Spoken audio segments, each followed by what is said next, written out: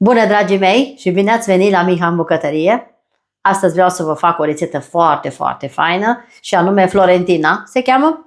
Și pentru asta avem nevoie de 2 creme și de blat și de foi și așa mai departe. Urmăriți video de la început și până la sfârșit pentru a vedea pas cu pas fiecare ingredient în parte și fiecare procedeu pas cu pas. Pentru început voi pune pe foc să fac prima cremă. Și anume 500 de ml de lapte, îl pun la fiert. O să adaug puțină sare pentru început. 100 de grame de zahăr pun direct în lapte. Dacă vreți mai dulce, puneți mai dulce. Faceți și mai dulce ca mine. O să las până când fierbe. Adaug întâi coaja de la o lămâie și voi amesteca. Laptele meu a început să fiarbă. Acum voi adăuga 4 linguri mari de griș. În jur de 70 de grame, cam așa ceva. Am pus grișul și o să las să fiarbă până se încroașă. Mai am nevoie și de 2 linguri de fistic. Dar fisticul după aceea, grișul meu a fiert. O să le iau deoparte. Iar aici voi adăuga aceste 2 linguri de fistic. Foarte fin măcinat. Amestec foarte bine. Și aceasta este prima cremă. O voi goli într-un bol pentru a se răci mai repede. Așa arată crema mea.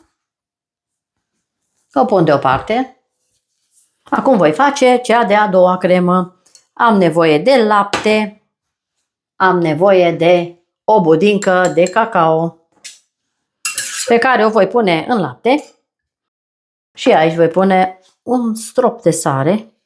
Și voi amesteca până se îngroașă și creează o cremă bună. Budinca mea este gata imediat. Amestec foarte bine să nu am cocoloașe. Budinca mea este gata. Așa trebuie să arate. O golesc și pe ea într-un bol curat. Am și crema de griș. Acum le voi acoperi, bineînțeles, cu folie alimentară pe suprafața cremei și voi lăsa să se răcească la temperatura camerei până când fac eu restul rețetei. Așa acoperit, las la răcit. Și cealaltă, să nu se facă crustă, pun direct pe suprafață și o dau și pe ea deoparte. Așa, am cremele. Acum voi face un blat din 4 ouă întregi, peste care voi pune un praf de sare. Voi bate foarte bine spumă aceste ouă, adăugând 100 de grame de zahăr în ploaie. Dacă doriți, faceți mai dulce. Încingeți cuptorul la 180 de grade Celsius. Acum voi adăuga un pachetel de zahăr vanilat. Am pregătit și o tavă de 40 pe 30 de centimetri, pentru că eu voi tăia blatul în 2. Dumneavoastră puteți face în 2 tări egale, să aveți aceeași mărime. Eu le tai în 2. O să mai adaug acum 30 de ml de ulei. Peste aceste ouă voi pune acum 40 de grame de făină albă cernută, amestec, 20 de grame de lapte praf, 30 de grame de fistic foarte fin măcinat, jumătate de pachet de praf de copt și amestec foarte bine toate ingredientele. Ingredientele, bineînțeles, să le aveți la temperatura camerei, să nu fie reci. Am terminat de incorporat. Așa trebuie să fie. Să curgă, dar nu foarte tare. Acum o să golesc această compoziție în această tavă tapetată cu hârtie de copt și puțin unsă. Pun în tavă și voi repartiza pe toată suprafața. Acum o voi pune la cuptor și o să vă spun și cât a stat la mine în cuptor și continui și cu cealaltă parte a rețetei. O să fac încă un blat din bezea. O să vedeți despre ce este vorba. Și aici am 4 albușuri. O să pregătesc totul aici și o să vedeți ce ingrediente am nevoie. Așa, pentru început, un praf de sare. Ca la orice dulce. Voi bate foarte bine aceste 4 albușuri împreună cu un pachet de zahăr vanilat și 100 de grame de zahăr pe care îl voi pune în ploaie și voi face o bezea tare. Am pregătit și o tavă 30 pe 20 de centimetri unde voi coace acest lapte. Am bătut foarte bine o bezea tare, după cum vedeți, nu cade din bol. Peste această bezea voi pune făină albă cernută, jumătate din pachetul celălalt de praf de cop, jumătate în blat, jumătate aici în bezea și voi adăuga și mac. Voi amesteca foarte bine toate ingredientele pe care le voi pune în această tavă puțin unsă și tapetată cu hârtie de copt. Am terminat de încorporat. Acum voi gori această compoziție în tavă. Am nivelat frumos. Acum merge la copt și o să vă spun cât stă și acesta la mine în cuptor. Revin imediat. Dragilor, am scos blatul de la cuptor. Asta 20 de minute la 180 de grade Celsius. Hârtia de copt am scos-o. Este foarte bun, foarte moale, vedeți? Este perfect. Îl voi lăsa să se răcească absolut complet, după care îl voi tăia în 2 părți egale. Am pus și celălalt blat la copt și continui rețeta și cu o foaie. Rămâneți aproape. Dragii mei, continui rețeta, nu este gata. Aici am nevoie de un ou întreg. Și voi face o foaie ca și de biscuite pe care o voi tăia de asemenea în 2. Voi face în aceeași tavă mare de 40 pe 30. Peste acest ou voi pune zahăr pudră, 4 linguri mari de zahăr pudră. Și voi amesteca foarte bine cu mixerul acest ou cu zahărul pudră până când îl omogenizez bine. Am bătut așa o spumă. Voi adăuga o lingură mare de cacao. Voi incorpora și cacao aici în acest ou. La viteză mică, bineînțeles. Am incorporat foarte bine cacao. Acum voi pune unt la temperatura camerei. Și voi amesteca și untul în acest ou. Am amestecat foarte bine, după cum vedeți. Este foarte, foarte gros. Voi pune 120 de ml de lapte. Acum urmează o lingură de zeamă de lămâie și cu o linguriță de amoniac. Voi amesteca amoniacul cu zeama de lămâie și voi turna peste compoziția din bol. Și voi adăuga așa încet și din făină. Pentru început o să pun 3 linguri. Nu o pun toată odată. Aici am circa 500 de grame, 550. O să vă spun exact cât pun eu. Amestec.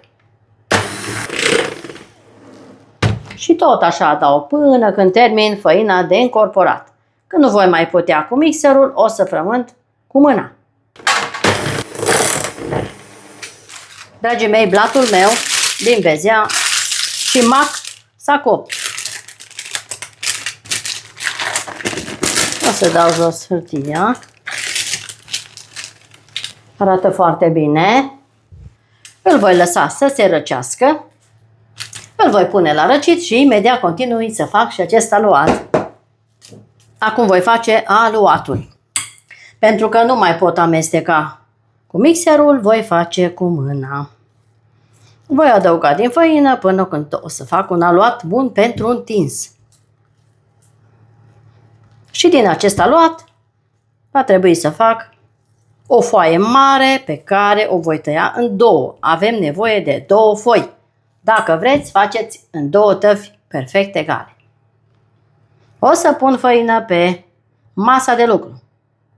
Nu o pun pe toată. Și aici, în mijloc, voi pune acest aluat moale cu cacao.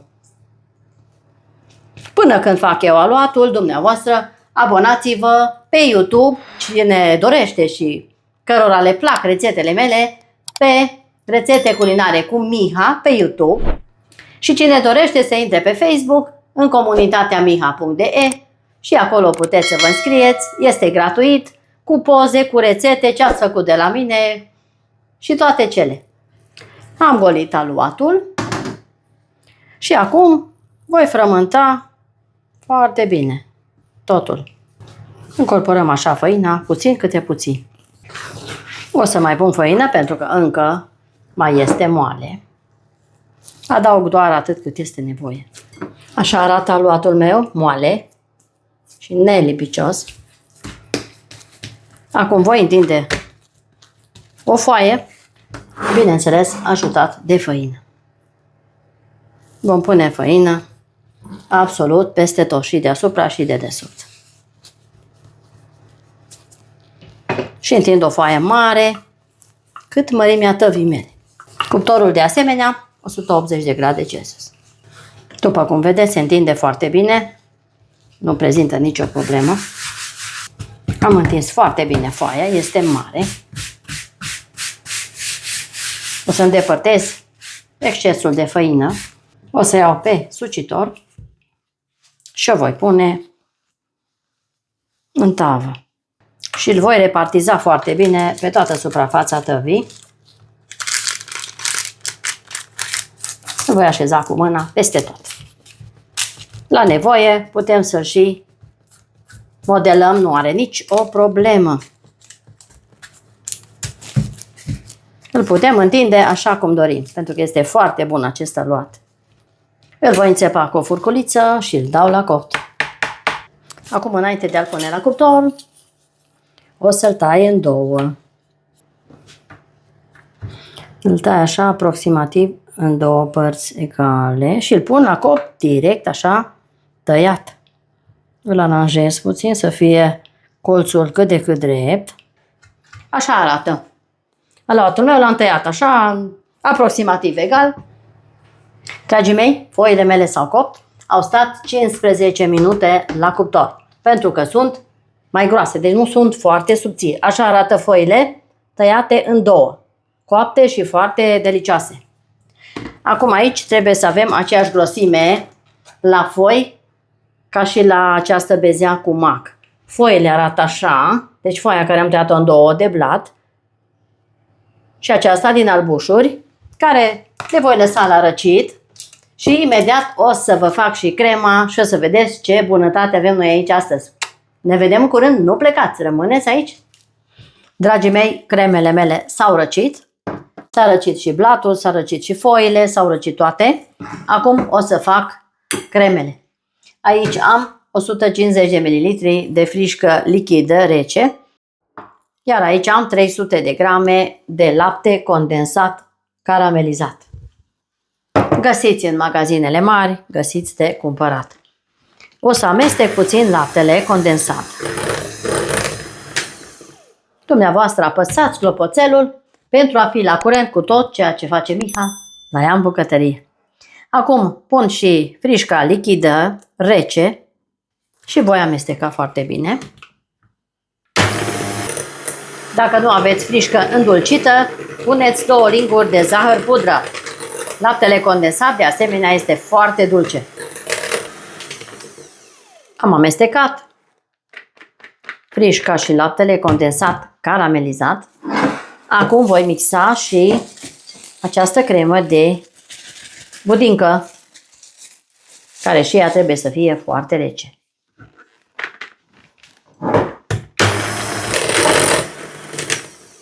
Iar acum voi uni cele două creme.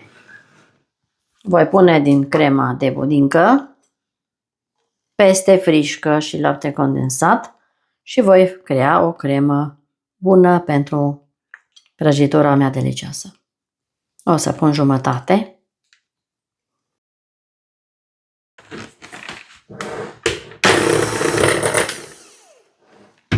Iar acum restul.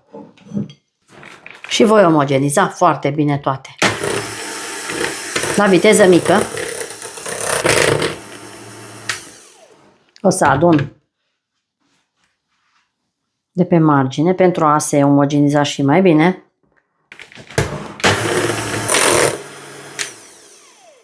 Am amestecat bine crema și așa arată crema mea.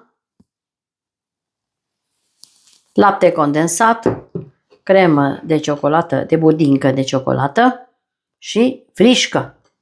O pun deoparte. Acum voi face și cealaltă cremă. Aici am unt pe care îl voi bate puțin spumă. Zahăr nu mai pun pentru că este foarte dulce această cremă de griș. Am bătut bine untul. Voi bate puțin și această cremă de griș. Acum voi adăuga din cremă în acest unt și voi omogeniza foarte bine totul.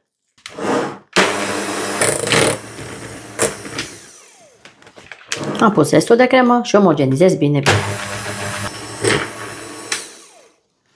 Am amestecat bine crema și așa arată crema mea excelentă de griș, fistic și toate cele ce le-am pus aici. Urmăriți video și faceți prăjitura mea de astăzi. Acum trec prin a umple această prăjitură și am aici prima foaie, cea cu unt. Acum o să pun jumătate din crema mea de griș peste prima foaie. Pe toată suprafața, jumătate din ea. Și voi nivela peste tot frumos. Încercăm să facem straturi egale. Peste stratul acesta de griș voi pune o parte de blat din acesta subțire peste crema de griș. O să apăs puțin. Peste acest blat voi pune jumătate din crema de budincă de cacao. Peste acest strat de cacao voi pune stratul cu mac. Apăs foarte finuț. Acum pun din nou un strat cu cacao peste platul cu macul. O să pun toată crema rămasă și voi nivela peste tot. O să fac puțin și pe margine toate foile. Acum peste această prăjitură o să pun așa un inel. Și voi uni capetele pentru a se suda și mai bine, dar întâi o să pun următorul strat, care este acesta galben, peste această cremă. Voi apăsa așa foarte finuț, adun acest cerc pentru a se suda și mai bine. Peste acest blat voi pune restul de cremă, această cremă de griș, pe toată suprafața și voi nivela foarte bine. Am pus și crema, iar peste această cremă voi pune așa întoarsă această a doua foaie, peste care voi topi ciocolată neagră. O voi topi la microunde cu o lingură de ulei, 100 de grame de ciocolată neagră, amară. Am topit cele 100 de grame de ciocolată neagră cu o lingură de ulei, ciocolată 80% cacao. Și acum voi turna peste foaia deasupra. Am nivelat foarte bine ciocolata deasupra de foaie. Și peste această ciocolată voi pune fistic. Peste tot, pe toată suprafața. Fistic punem din belșug.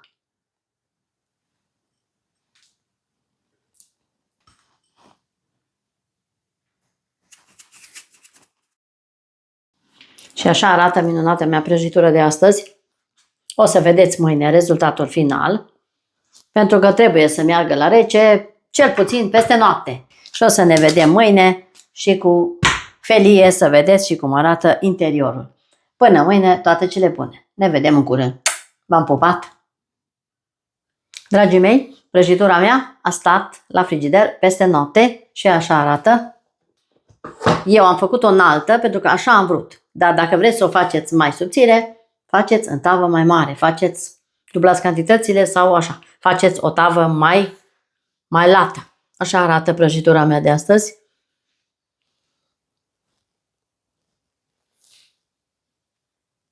Am făcut o foaie din unt pe care am tăiat-o în două. Am făcut un blat din mac și un blat galben pe care l-am tăiat în două creme. 2 blaturi, 2 creme. Și așa arată și o feliuță. Așa arată felia. Și o să gust să vă spun și cum este. Cu cât stă mai bine, cu atât este și mai bună. Este foarte bună. Încercați rețeta. Și dacă aveți gusturile mele, bineînțeles. Până la un nou video cu o altă rețetă, eu vă doresc toate cele bune. La revedere!